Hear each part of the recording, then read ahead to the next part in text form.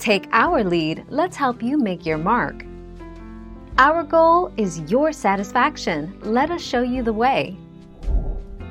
When you own a condo, you get the same write-offs that you would get with a house. You can still write off your home mortgage interest, subject to the same rules as a single-family residence. Your property taxes are also deductible.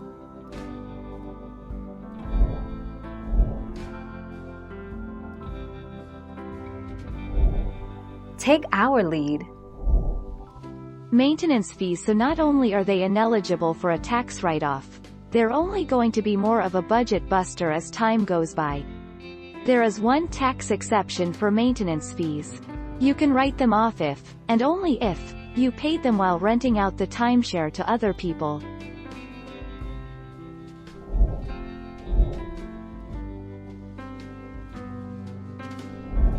Let's help you make your mark.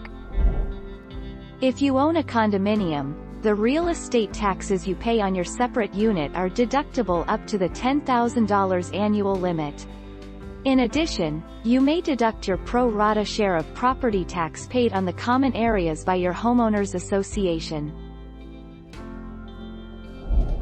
Thank you for watching. Please subscribe and hit the bell notification.